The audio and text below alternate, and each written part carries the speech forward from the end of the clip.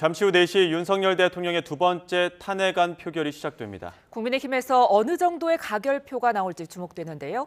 윤희석 국민의힘 선임 대변인, 처용주 맥 정치사회연구소장 두 분과 함께 이야기 나눠봅니다. 안녕하십니까? 네. 일단 국민의힘 비상의총 오전 10시부터 시작이 됐고 권성동 원내대표는 일단 표결에 참여하자는 입장인 것 같은데 왜 이렇게 의총 길어지는 겁니까? 아무래도 저희 당론을 변경하느냐의 문제에 대해서 오늘 결론을 반드시 내야 되는 거 아니겠습니까? 그 과정이 쉽지는 않을 거예요. 그리고 모든 의원들이 다 본인의 뜻을 의원들 앞에서 얘기해야 되는 과정이 있기 때문에 시간은 많이 걸릴 걸로 보입니다. 예. 그렇다면 지금 여당 의원들이 가장 고심하는 부분은 뭘로 추측해 볼 수 있을까요? 일단은 뭐 이게 탄핵 소추에 대해서 인정을 하게 되면 우리가 내란을 일으킨 대통령을 인정하는 게 아니냐. 그러니까 조금 그 국민적인 시각과는 다른 논리를 펴고 있어요. 탄핵 소추에 반대를 하면 내란의 동조한 세력이 아닌가라는 고민을 해야 됨에도 불구하고 이상하게 내란에 대해서 이걸 인정하게 되면 내란을 인정하는 내란당이 된다. 지금 이 논리로 지금 의총장에서 국민의힘 안에서 이제 분분한 지금 오랜 시간을 가지고 있는 것 같은데 저는 일단 국민의 시각에서 좀 판단했으면 좋겠어요. 본인들이 가지고 있는 정치적인 이득을 노는 상황에서 아무리 갑론을박해봤자 결론이 안 나오죠. 국민들이 원하는 건 뭡니까? 지금 윤석열 대통령은 내란죄에 준하는 불법행위를 저질렀고 여기에 대해서 일단은 직무가 정지돼야 된다. 이게 다수의 많은 국민들의 의견이잖아요. 정치라는 분이라면 여야를 떠나서 국민의 뜻에 따르는 것. 그게 맞지 않은가. 국민의 뜻을 거스르려고 하니까 시간이 오래 걸리는 게 아닌가. 그렇게 보입니다. 민주당도 오늘 오전에 의총 열었었는데 거기 자리에서는 노종면 대변인이 그 가결 부결의 전망조차 무의미하다 이렇게 얘기를 했거든요. 그럼 민주당 지금 뭐 어떤 논의가 좀 있다고 보십니까? 일단은 뭐 오늘의 투표 결과는 온전히 국민의힘에게 달렸습니다. 그러니까 8표 이상의 이탈표. 그러면 국민의힘이 이 부분에 대해서 정말로 이게 마지막 기회가 되지 않을까. 지난 12월 7일 날 이미 통과됐어야 될 그런 사안들이 일주일을 거의 8일을 끌어왔잖아요. 8일 동안 대한민국의 상황은 어땠습니까? 환율은 급등하고 주가는 폭락하고 그다음에 외교나 안보 이 부분들이 거의 무정부 상태로 올라갔잖아요. 이 부분을 추려하는 것이 집권 여당의 이런 여러 가지의 혼선들이 결국에는 여기까지 왔다라고 봤을 때는 민주당은 가결 부결은 무의미합니다. 이거는 무조건적으로다가 직무에 대한 정지가 필요한 상황이고 한동훈 대표도 어제 의총장에서 고성이 오가는 상황을 불구하고도 이쯤 되면 윤석열 대통령이 본인의 죄를 깨닫지 못하고 있는 상황이라면 이거는 탄핵에 찬성해야 된다라고 집권여당의 대표 얘기했잖아요. 그럼 뭘 더 망설이고 고민하는지 참 답답하다라고 좀 말씀드리고 싶습니다. 예, 말씀해 주신 대로 한동훈 대표는 가결표를 던지자는 메시지를 내고 있는데요. 오늘 아침 출근길에도 대한민국과 국민만 생각하자 이런 메시지를 냈습니다. 네, 그렇습니다. 금요일에 탄핵 찬성 의사를 이미 한동훈 대표가 공식적으로 얘기를 했고요. 오늘 메시지도 마찬가지로 지금 진영 논리에만 갇혀서 탄핵을 판단하는 것은 국민들에 대한 도리가 아니라는 것을 명시적으로 밝힌 것이고 지금 이러한 상황은 여야 공히 본인들의 당이나 뭐 지지자들만 생각하고 판단해서는 안 된다. 국가 전체를 보고 국회의원으로서의 의무를 다해야 한다.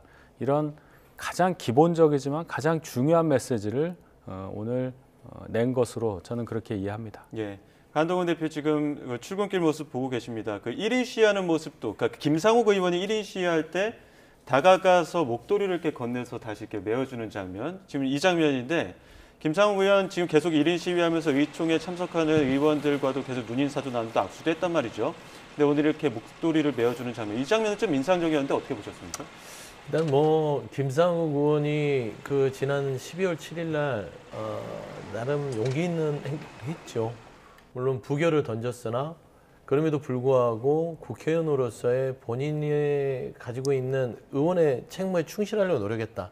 그리고 그 이후에 국민적인 눈높이에 지금 현재에 있어서의 내란 사태를 대하는 국민의힘의 모습이 선배들의 그 모습이 부끄럽다라고 지금 이야기를 하고 있잖아요. 저는 이 입장이 아마 한동훈 대표의 입장과 같기 때문에 본인의 입장을 대리해서 추운 겨울날 저 앞에서 저렇게 이 국민의힘의 선배들, 동료들에게 탄핵에 찬성해달라고 외치는 모습들에 대한 어떤 안타까운 마음, 그리고 어떤 그런 동료의 이런 차원에서 목소리를 걸어준 것 같은데요. 저는 저런 모습들을 그냥 지나치는 다른 의원들, 특히나 그 국민의힘의 중진으로 하는 윤상현 의원이나 뭐 나경원 의원이나 이런 분들을 보면서 과연 정치를 그동안 왜 하셨나? 초선 의원도 저렇게 국민의 뜻에 부합하려고 몸부림을 치는데 그들은 왜 국민에서 멀어지면서 본인의 이득만 생각하는지 참 보면은 부끄러울 것 같다라는 말을 좀 덧붙이고 싶습니다. 네, 지금 김상욱 의원을 포함해서 국민의힘에서 현재까지 7명의 의원이 공개적으로 표결 찬성 의사를 밝혔는데요. 잠시 뒤 표결은 어떻게 예상하십니까?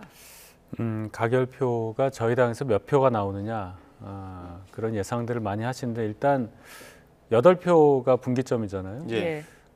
그 숫자는 넘을 걸로 좀 예상합니다. 예. 일단 투표에 참여하겠다는 의원 수가 거의 30명 가까이 되는 것으로 보면 어느 정도는 탄핵안 찬성의 의사를 가지고 투표에 참여하겠다는 분들이 꽤 있을 걸로 봐야 하고요. 이미 7분이 공개적으로 찬성 의사를 밝힌 것에 더해서 좀 분석을 해보면 결국 200표 찬성 그것은 넘을 걸로 예상을 합니다. 그래서 저희 당에서 한 20명 정도의 찬성표가 더해져서 야권표와 합쳐져서 아마 탄핵 찬성의 가능성이 높을 걸로 저는 개인적으로 그렇게 예상합니다. 예, 공개적으로는 7표고 지금 윤희석 전 대변인께서는 한 20표 정도는 가결로 나올 것이다 이렇게 좀 예측을 해주셨는데 김태우 의원 그 원내대표 선거에서 34명이 김태우 의원 찍지 않았습니까? 그러다 보니까 그 34명 정도는 또 넘기지 않을까 이런 예측들도 있던데요. 뭐 그런 예측이 뭐 가능하지요. 예.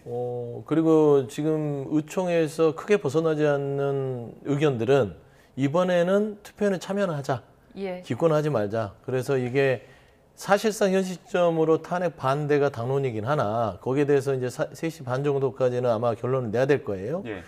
그러면 크게 변하지 않는다 하더라도 자유투표에 맡겨놓으면 그냥 공고의 수준의 당론이 되는 것이고 자유투표에 들어가면 의원들이 거기에 대해서 본인의 의사에 따라서 해버릴 수밖에 없습니다. 그랬을 때는 저도 20표에서 30표 이상의 찬성표가 나올 수 있다고 보고 있기 때문에 저는 지금 국민의힘이 너무나 많은 쓸데없는 에너지를 소비하고 있다.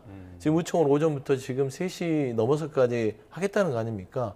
너무나 명확한 거 아닙니까? 어제 대국민 담화를 했던 그 내란 피의자인 윤석열 대통령의 대국민 담화 누가 들어도 대한민국의 지성을 갖고 있는 국민들이 듣는다면 이게 앞뒤가 안 맞잖아요. 본인 스스로 한동훈 대표가 했듯이 내란죄를 지금 자백하고 있는 담화를 한 대통령을 오늘 여기에 대해서 막아준다. 이 오명을 보세같이 지켜왔던 국민의힘이 어떻게 감내하려고 그런 것인지 저는 오늘 탄핵 소추의 가결은 사실상 탄핵 심판의 인용과 같은 결정이다 라는 측면에서 고심할 수는 있으나 그럼에도 불구하고 지금은 아까 말씀한 대로 대한민국과 국민만 생각하고 판단해야 될 시점이다. 그렇게 보입니다. 예, 이제 2시간여 뒤면 윤 대통령의 운명이 갈릴 것으로 전망되는데요. 그런데 지금 윤 대통령뿐만이 아니라 한동훈 대표를 비롯한 여당도 지금 운명의 분기점이 될 조짐이 보입니다. 여당 분열이 지금 심각해요. 탄핵이 이제 가결이 되냐 부결이 되느냐 여부를 봐야 되겠죠. 우선 한동훈 대표가 명시적으로 탄핵 찬성 의사를 밝혔음에도 만약에 오늘 탄핵이 부결이 된다. 그 경우에는 아마 한동훈 대표가 더 이상 직에 있기는 어려울 것입니다. 당내에 영이 서지 않는다 이런 판단이 나올 것이고 또 본인이 생각하는 탄핵 관련한 의견이 관철이 안 됐기 때문에 더 이상 정치적 명분도 적어도 당내에서는 잃었다고 볼 수 있겠죠. 그런데 탄핵이 이제 가결이 될 경우에 당내에서 어떤 상황이 될 것이냐. 소위 친윤이라고 하시는 분들이 탄핵에 대해서 반대하는 분들이 많으실 텐데 그럼 탄핵 가결을 주도한 당대표가 이 당에 있는 것이 맞느냐 이제 이런 비난이 있을 가능성이 크죠. 거기에 대해서 한동훈 대표와 같이 지도부를 구성하고 있는 분들의 의견은 한동훈 대표의 지금까지 주장에 따라서 저희 당이 그나마 계엄에 찬성하지 않았다.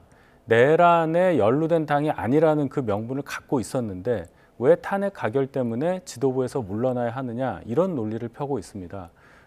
제 생각에는 가결 이후에 권성동 원내대표를 비롯해서 친윤이라고 하시는 분들도 당의 화합을 우선으로 얘기할 가능성이 크다고 봅니다.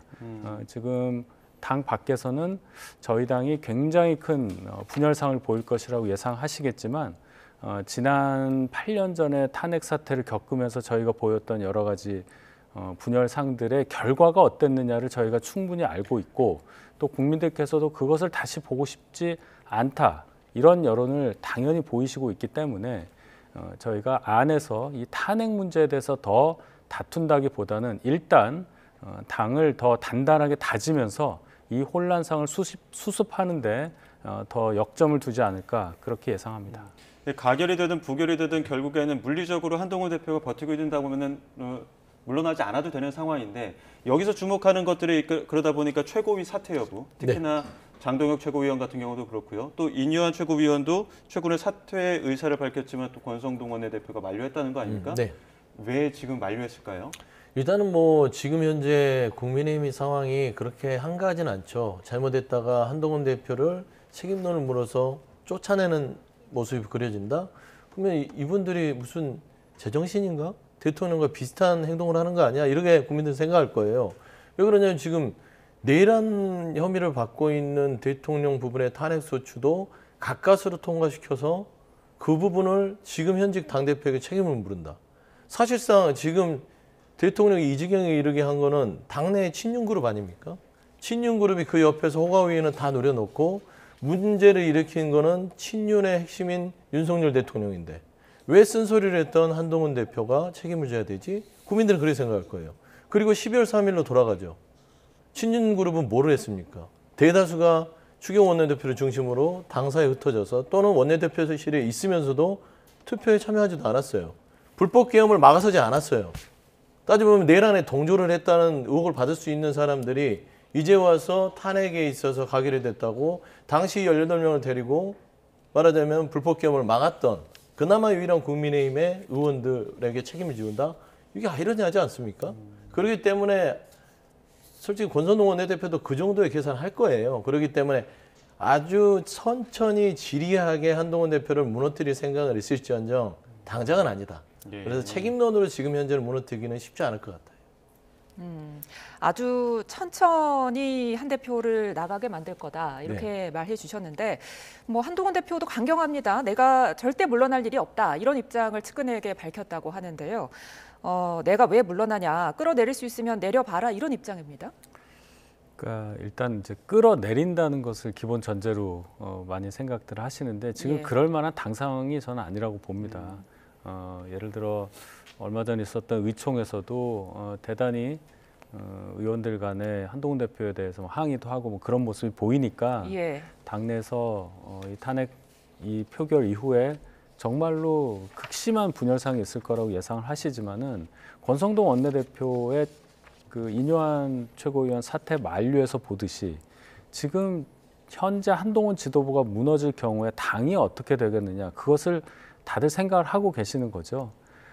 한동훈 대표를 대체할 만한 사람이 있느냐 없느냐를 떠나서 현재 지도부가 물러나서 비대위를 다시 구성해야 되는 상황이 왔을 때 그 비대위가 제대로 구성되냐는 여부 거기에 대한 문제점도 있고 또 이런 상황에서 당내 이 분열상 때문에 또 비대위가 들어설 수밖에 없는 상황을 국민들께서 어떻게 보시겠느냐.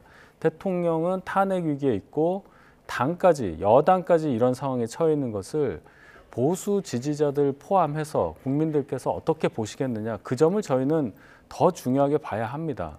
그리고 한동훈 대표가 지금까지 계엄령 발동 이후에 보여줬던 여러 모습 중에서 그래도 저희 당에서 어느 정도 명분을 갖고 이 사태에 대처할 수 있는 상황을 만들었기 때문에 그런 면에서도 한동훈 대표 중심으로 지금 뭉칠 수밖에 없다. 이것이 한동훈 지도부의 논리라고 저는 생각합니다. 예, 그 한동훈 중심으로 모여야 되겠다는 논리는 있겠지만 일단은 권성동 원내대표가 지금 원내 사령탑으로 친윤계의 대다수 수적으로 더 많은 그 우세를 점하고 있기 때문에 한동훈 대표 향후에 어떤 계획을 갖고 있을까요? 어떤 활로가 있을까요? 그러니까 한동훈 대표가 실상은 본인이 실기한 부분이 있습니다. 12월 3일 날 이 불법 계엄에 대해서 첫 당초는 잘 끼었죠.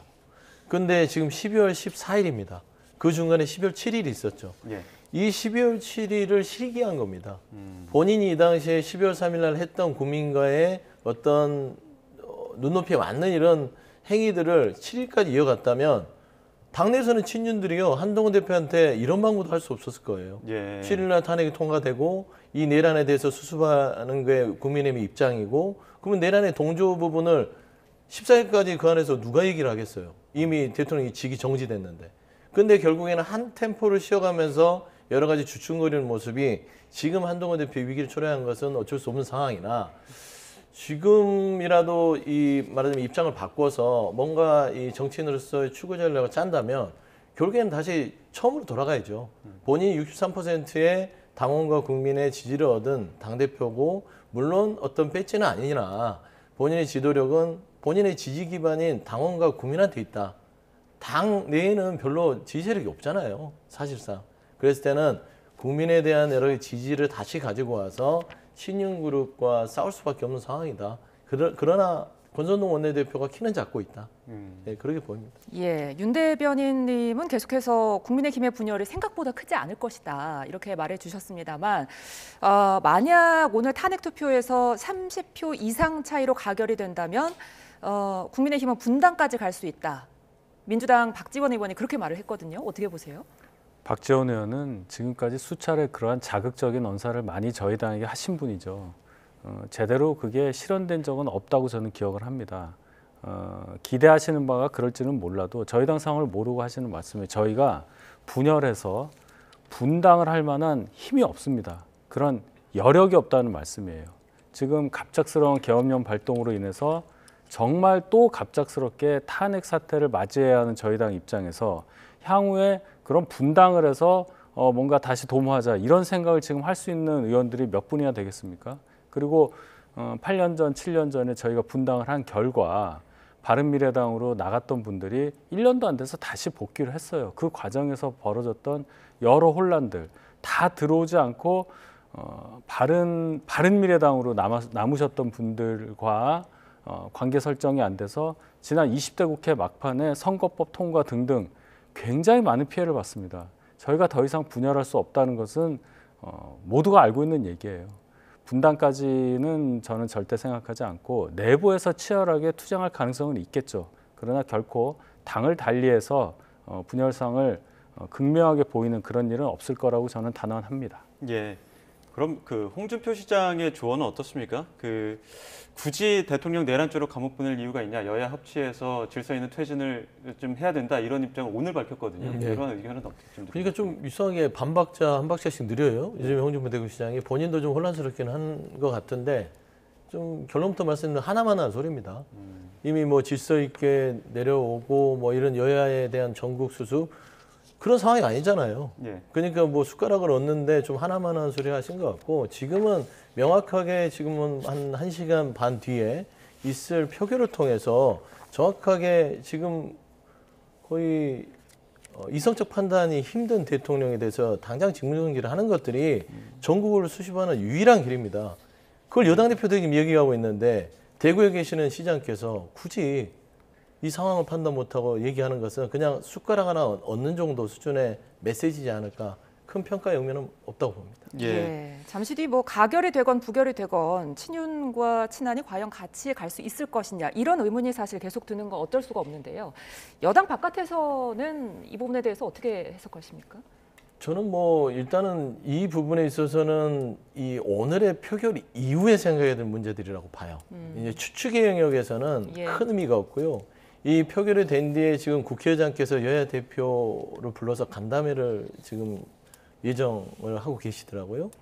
그러면 이제 전국 상황 자체는 오늘 1시간 반 뒤에 있을 상황을 보고 조금씩 차츰차츰 풀어가야 되지 않을까. 예. 예, 그래 보입니다. 그 표결 이후의 상황을 좀 봐야 된다는 말씀을 주셨는데 윤 대통령 지금 오늘 관저에서 오늘 표결 결과 보겠다는 거 아닙니까?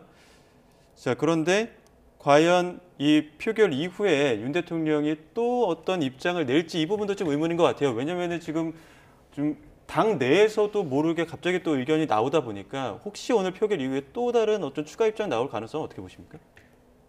결과에 대한 뭐 소회라든지 그런 건 말씀하실 수가 있겠죠. 근데 이게 참 말씀드리기 곤란한 게 가결이냐 부결이냐에 따라서 지위는 유지되더라도 권한 행사가 전혀 달라지기 때문에 예. 그 상황이라면 의미가 있냐 없냐 이렇게 이제 나누겠죠. 예를 들어 가결이 될 경우는 직무가 정지되지 않습니까? 예. 그런 상황에서 말씀하실 수 있는 것은 한계가 있을 거예요. 근데 만약에 부결이 됐다, 대통령직을 유지하면서 직무도 정상적으로 할 수 있는 상황이 된다면 예. 말씀하신 대로 뭔가 또 다른 어떤 조치라든지 본인의 어떤 앞으로의 의지 관철을 위한 행동, 거기에 대한 뭐 구체적인 얘기들 이런 것도 나올 수가 있겠죠. 이것은 뭐 표결 이후에 지켜봐야 하는 상황이라고 볼 수 있겠습니다. 예, 잠시 뒤에 만약에 탄핵소추안이 가결이 된다면 이 탄핵소추 의결서가 대통령실에 전달되는 즉시 대통령의 권한 행사가 정지가 됩니다. 이렇게 된다면 최근에 김건희 여사 특검법이 통과가 됐잖아요. 이 네. 부분에 대해서는 이제 거부권 행사를 할 수 없는 겁니까? 그렇죠. 사실상 행정적으로는 할 수 없게 됩니다. 여기는 이제 직무권한 대행을 하는 이제 한덕수 총리가 아마 이 부분에 결정을 하게 될 것 같고요. 근데 사실상 그 윤석열 대통령이 지금 표결을 보는 이유는 기대를 하고 있는 것 같아요. 국민의힘 의원들이 나를 한 번 더 살려주면 내가 뭔가 제대로 싸워보겠다. 근데 대통령이 저는 너무나 뭐 이런 말을 방송에 써야 될지 모르겠지만 뻔뻔하시다.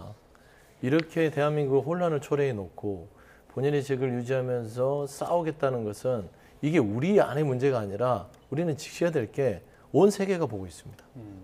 대한민국이 어떻게 이걸 대처하고 대응하는지 독재자를 꿈꿨던 군의 무력을 사용해서 민주주의를 파괴하고 독재자를 꿈꿨던 대통령을 정치적 상황 때문에 그 자리에 앉혀놓는다면 솔직히 말씀드리면 그 자리에 있다 하더라도 외교도 정지되고 경제도 추락하고 안보도 아무것도 할 수 없는 상황이 될 겁니다.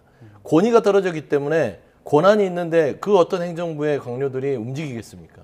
그렇기 때문에 저는 이 부분에 있어서는 국민의힘 의원들께서 대한민국과 국민을 생각한다면 이건 주저할 게 없다. 예. 그렇지 않겠습니까? 좀 그런 말씀 드리고 싶습니다. 윤 대통령이 일말의 기대를 갖고 있다 이런 말씀해 주셨는데 그런 같은 일환이라고 봐야 될까요? 그 이선우 때 번복하고 대법관 임명하거나 혹은 국방부 장관 후임 지명하려는 움직임 이런 건 어떻게 보십니까? 일단 윤 대통령은 서로 탄핵이 의결이 된다 하더라도 정면으로 맞서겠다는 의사표시를 한 걸로 보입니다. 예. 국회의 의결까지 막을 수는 없잖아요. 그렇게 된다 하더라도 본인이 그 탄핵 변론의 중심이 돼서 헌법재판소에서 충분히 소명을 하면 헌법재판소에서 탄핵이 기각될 가능성이 높다는 판단을 하셨던 걸로 보이고 그렇다면은 결국 국회 의결에도 불구하고 헌재에서는 탄핵을 인정 안 하는 거가 되니까 다시 복귀할 수가 있는 거죠. 그런 상황까지 염두에 두고 정상적으로 직무 정지가 서록되더라도 그 순간까지는 계속 정상적인 대통령으로서의 직무를 나는 하겠다. 그런 의지의 표시라고 저는 봅니다. 예.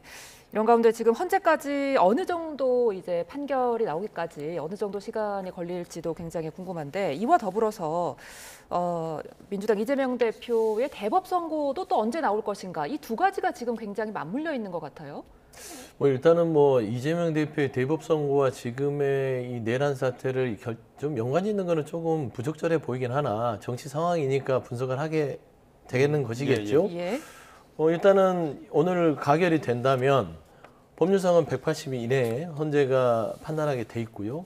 그 이상도 될 수 있는 것입니다. 재량이 있기 때문에 그러면 통상 6개월 안이 될 것이고 헌재에서 심판이 인용된다면 60일 이내 대선을 치러야 됩니다.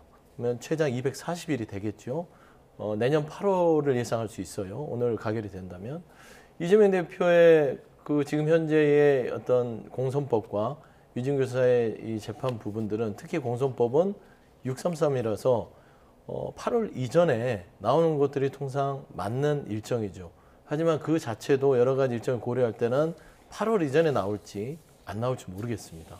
근데 지금 이 상황에서 민주당의 이재명 대표의 어떤 재판 일정을 고려해서 어떤 대통령의 탄핵을 소추하거나 그다음에 어떤 조기 대선을 주장하는 바는 아니다라는 점은 분명합니다. 예. 계속해서 말씀하는 것은 대한민국의 여러 지표가 지금 내란죄를 저지르는 대통령이 계속 직에 있음으로써 여러 가지로 힘든 상황이다. 일단 직무를 정지한 다음에 그 부분은 논의해도 될 부분이다. 그런 말씀 좀 드리고 싶습니다. 향후에 그 헌법재판관 6인 체제 이 부분도 지금 계속해서 얘기가 나오는 부분인데 국회는 지금 연내 임명 절차 마무리한다는 거 아닙니까? 이 부분 어떻게 좀 변수가 될까요? 추천 절차를 마무리하겠다는 추천 거겠죠. 절차를, 예. 예, 임명은 대통령이 하는 건데 예. 이제 여기서부터 좀 문제가 있습니다. 만약에 탄핵이 가결돼서 대통령 권한대행 체제가 될 경우에 예. 대통령 권한대행이 대통령을 대리하여 헌법재판관을 임명을 해야 되는 게 뭐 그 방법밖에 없지 않습니까? 예. 그런데 지난번 박근혜 대통령 탄핵 심판 당시에 박한철 당시 헌재소장이 임기 만료로 물러났을 당시에 한 명 충원하는 헌법재판관 재임명 문제에 대해서 국회에서 권한대행이 임명하는 것은 적절치 않다는 의사를 보였고 헌재에서도 8명 체제라는 것은 한 명의 결혼이 탄핵 인용에 대해서 반대하는 의사표시로 간주될 수 있기 때문에 예. 피청구인인 박근혜 대통령 측에 절대 불리하지 않다. 그래서 충원을 하지 않았어요. 8명 체제로 8대 0으로 인용 결정이 난 거죠. 그러면 당시에 국회에서 보여줬던 그 의사를 번복을 해야 됩니다. 권한대행은 임명할 수 없다 하는 것을 뒤집을 만한 논리를 마련을 해야 돼요. 또 설령 한덕수 권한대행이 임명을 할 수 있다 해도 4월이 되면 또 두 분의 헌법재판관이 또 임기 만료로 물러나게 됩니다. 예. 그래서 헌법재판소의 이 9명 재판관 구성 문제가 대단히 좀 문제가 될 가능성이 크다. 그런 부분에서 이 헌법재판소로 이 탄핵이 넘어갈 경우에 심판이 과연 180일 이내 그 기한 안에 제대로 좀 순탄하게 진행될 수 있을 것이냐, 이 문제에 대해서도 걱정하시는 분들이 많이 있죠. 예. 예. 그런가 하면 어제 과방위에서 조금 충격적인 제보 이야기가 나왔는데요. 유튜버 김어준 씨가 이번 비상계엄 사태와 관련해서 한동훈 대표를 사살하라 이런 계획이 있다는 제보를 받았다고 주장을 했습니다. 이에 국민의힘 권성동 원내대표의 반응까지 함께 보고 이야기 이어가겠습니다. 1. 체포되어 이송되는 한동훈을 사살한다. 2. 조국, 양정철, 김어준 체포되어 호송되는 부대를 습격하여 구출하는 침입을 하다 도주한다. 한동훈 대표의 사살은 북한의 소행으로 몰기 용이한 여당 대표이고 또 장이 선 것 같습니다. 천하의 장돌배기가 가만히 있을 수 있겠습니까? 그런데 아마 탄핵 해결을 하루 앞두고 우리 당을 흔들어 볼 심산으로 예, 김어준 씨의 주장, 한동훈 대표를 사살하라는 계획이 있었다는 제보를 받았다 이런 건데요. 제보자는 밝힐 수 없다고 했지만 지금 국내에 대사관이 있는 우방국으로부터 이런 제보를 받았다 이렇게 밝혔거든요. 네. 신빙성이 좀 있다고 보십니까? 신빙성이 아직 확인되지 않았으니까 신빙성이 있다고 보긴 힘들죠. 근데 다만 이게 불법계엄이 있기 전에 이런 얘기를 했다면 무슨 소리야? 권성동 원내대표처럼 이거는 무슨 음모론을 국회에 데려와서 얘기를 하지? 라고 할 겁니다. 저조차도요. 근데 우리 대한민국 국민들이 모두 목도했지 않습니까? 이 불법계엄이 믿을 수 없는 상황들이 벌어지고 있다. 라는 차원에서는 예방 차원에서라도 김어준 씨가 나와서 아마 얘기를 한 거 아닌가. 예전에 기억할 겁니다. 김민석 의원이나 김병주 의원, 박선원 의원이 계엄을 준비하고 있다. 무슨 소리 하고 있냐. 다들 그렇게 손가락질을 했고요. 심지어 김영은 전 국방부 장관은 상임위에 나와서 대통령이 그런다면 나라도 망할 겁니다. 지금 그런 이상한 소리 하지 마십시오라고 했는데 내란 주동의 핵심이 누구였어요? 그런 거짓말을 했던 사람이 지금 내란 불법계엄을 했잖아요. 대통령과. 이런 나라를 살고 있는데 지금 김어준 씨의 지금 주장이 아무리 음모론 아니면 사실이 확인 안 됐다 하더라도 국민들은 알아야 될 거 아니에요. 미리 예방주사를 해서 이런 사실이 있었는지에 대해서 확인을 해야겠다. 라는 측면에서는 사실관계 확인 정도의 제보로서 어느 정도 의미는 있다. 예. 아예 그냥 이거는 무슨 뭐 장돌뱅이 취급할 정도는 아니다. 왜냐하면 지금 상황이 그렇게 녹록한 상황은 아닙니다. 그 음모론이 실제로 벌어졌던 이런 지금 전례가 있기 때문에 이 사항도 조금씩 더 한번 확인을 해봐야 된다 이 입장이신데 어떻게 들으셨습니까? 장소가 국회였습니다. 예. 그리고 김민석 의원 등이 계엄론에 대해서 얘기한 그것이 사실로 됐다 이런 논리인데 김민석 의원 등은 국회의원이죠. 적어도 국회의원이 하는 말과 유튜버라고 지금 자막에도 나오는데 김어준 씨 정도의 분이 저런 정도의 음모론을 얘기하는 것은 무게가 전혀 다른 겁니다. 민주당에서 정말로 이것을 정치적으로 이용하고 싶었다면은 김어준 씨를 출석시켜서 저렇게 무방비 상태로 하고 싶은 말 다 하게 하는 것이 아니라 걸러서 어느 의원이 김어준 씨의 제보다 하면서 얘기하는 것이 훨씬 나았을 겁니다. 왜냐하면 김어준 씨가 그동안 세월호 관련해서도 그렇고 부정선거 관련해서도 그렇고 21년도에 있었던 4.7 재보궐선거에서 오세훈 시장 측을 공격하기 위한 생태탕 논란 이런 것들을 많이 주도했던 사람이에요. 개인 유튜브 방송에서 저런 주장을 했다면 뭐 그건 크게 문제 삼기 어렵겠지만 국회에 나와서 전 국민이 보는 가운데 저렇게 공식적으로 얘기를 한다. 본인 스스로도 확인되지 않은 것이라고 얘기를 했습니다. 제보 수준의 얘기를 저렇게 공개적으로 국회에서 말을 할 수 있게끔 한 민주당의 결정이 대단히 아쉽다. 그리고 국민들께서 김어준 씨가 얘기하는 것과 국회의원, 민주당 국회의원 얘기하는 것을 구별해서 판단하실 거라고 저는 믿습니다. 예, 뭐 한 대표 사살뿐만이 아니라 미군 사살, 또 이것을 북한의 소행으로 덮는다. 그리고 생화학 테러도 계획했다. 이런 말까지 했었는데요.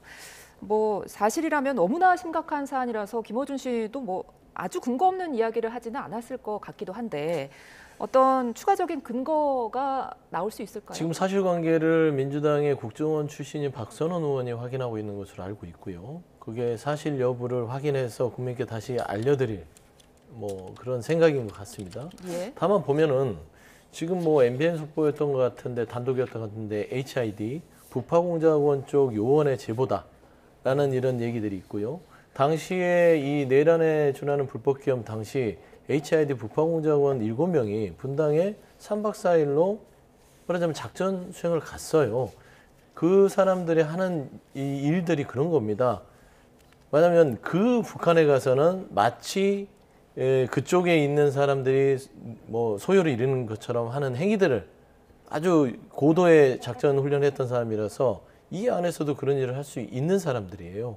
그렇기 때문에 저는 그 요원의 제보가 맞다면 저는 신빙성이 있다고 보고 일단 다른 것보다 다 안 맞을 수 있어요. 김민석 의원이 그동안 주장했던 게 다 맞지는 않듯이 근데 그중에 아주 정말 최악의 상황이 맞아버렸지 않습니까? 이 불법 내란 사태가 그런 거예요. 김어준 씨가 그동안 다 못 맞췄지만 이 부분에 대해서 맞추게 된다면 너무나 끔찍한 일 아니겠습니까? 그리고 최근에 미 하원의원 브래드 셔먼이 모 방송국과의 인터뷰에서 미국은 잘 알고 있다. 대한민국 국군이 이거를 자작극으로 해서 북한의 소행인 것처럼 하더라도 우리는 그걸 다 파악하고 대응할 것이다. 라는 부분들도 얘기를 한 것이 있어서 저는 일단은 사실관계를 파악한 후에 조금 더 이 부분에 대해서는 비판을 할지 말지 판단해야 될 것 같습니다. 국민의힘 그 미디어국에서 미디어 특위에서는 지금 이 사실 가지고 법적 대응하겠다라고 하고 있는데 팩트 체크하는 부분들은 있습니까? 예, 당에서 법적 조치를 하기 위해서는 뭐라도 사실관계를 안 다음에 할 수밖에 없겠죠. 그래서 김어준 씨가 저렇게 근거를 밝히지 않고 제보자조차 밝히지 않고 저런 발언한 것에 대해서 저희가 규탄을 하는 겁니다. 저희는 적어도 사실관계를 확인한 후에 법적 조치를 한다. 그것이 기본 상식이기 때문에 당에서 확실하게 체크를 한 후에 김어준 씨의 저런 무책임한 발언에 대해서 책임을 물을 것이다. 이런 말씀을 드립니다. 예. 예. 자, 이제 표결까지 1시간 한 10분, 15분 정도 남겨두고 있는데 지금 광화문을 비롯해서 여의도에서 집회가 사전 집회, 그러니까 본 집회 앞두고 사전 집회가 상당히 많은 인파 속에 지금 이루어지고 있습니다. 현장 화면 한번 보시죠. 네, 지금 화면 왼쪽이 국회 앞, 그러니까 오늘 탄핵에 찬성하는 시민들이 모여 있는 모습입니다. 그리고 화면의 오른쪽은 광화문인데요. 윤석열 대통령의 탄핵에 반대하는 시민들의 집회 모습 보고 계십니다. 앞서 저희가 정현우 기자 통해서 국회 앞에 있는 모습 한번 보여드리기도 했었는데요. 시민들 주위에 정말 가득했고요. 윤석열 대통령 탄핵 촉구하거나 그리고 여당의 또 탄핵 동참을 요구하는 손 팻말도 들고 그렇게 손에 들고 촛불을 드는 사람들도 있었고 이렇게 사전 집회를 하고 있었습니다. 본 집회가 3시부터인데 사전 집회부터 이미 많은 인파가 여의도 앞에는 탄핵을 찬성하는 의견이 모였습니다. 그리고 지금 또 오른편에 광화문 모습도 보여드렸었죠. 예. 탄핵 반대 입장이었었고요. 지금 전체 화면으로 보여드리는 모습은 여의도 앞에 있는 탄핵 찬성 측 집회 모습 보고 계십니다. 예. 국회의사당대로 차도 한복판도 지금 차량이 통제가 되고 보시는 것처럼 돗자리와 방석을 깔고 앉는 시민들도 가득합니다. 지금 차로에 좀 차로라고 할 수 없을 정도로 많은 인파가 몰려 있고요. 의사당대로 그러니까 여의 공원로가 전면 지금 통제되어 있는 상황입니다. 서강대교와 이어지는 국회대로 가변차로 다 지금 운영되고 있긴 한데 주최 측이 이제 무대를 설치한 여의대로 4개 차로 통제하면서 지금 이렇게 집회가 벌어지고 있는 탄핵을 찬성하는 입장입니다. 지금 반대로 지금 광화문도 한번 보시죠. 광화문에서는 지금 탄핵 반대 집회가 벌어지고 있는 모습 보이는데요. 예, 탄핵에 반대하고 윤석열 대통령을 수호해야 한다는 보수단체들의 집회가 지금 열리고 있습니다. 손에 태극기를 들고 있는 모습이 보이는데요. 예, 오후 1시부터는 지금 이 모습이 광화문 동화면세점 앞에 지금 집회 모습인데 대한민국 바로 세우기 국민운동본부 측뿐만 아니라 탄핵에 반대하는 다수의 시민들도 지금 모여 있는 상황이고요. 또 신자유연대가 오후 4시부터 용산 전쟁기념관 북문 앞에서 대통령 지지 집회를 연다고 신고를 한 상황이고요. 네, 이렇게 해서 지금 탄핵에 찬성하는 측 여의도 그리고 탄핵에 반대하는 측 광화문 이렇게 지금 현재 집회 현장을 보여드리고 있습니다. 표결까지는 1시간여 남겨두고 있는데요. 이렇게 지금 시민들도 거리로 나가서 자신들의 어떤 목소리를 끊임없이 내고 있는 모습 보셨습니다. 네. 이번에는 내란 수사 상황 좀 더 이야기 나눠보겠습니다. 검찰과 경찰, 공수처까지 내란 수사에 속도를 내고 있는데요. 지난 12일이죠. 윤 대통령이 비상계엄을 선포한 배경에 대해 대국민 담화를 발표하기도 했는데요. 핵심 내용 잠깐 보고 오겠습니다.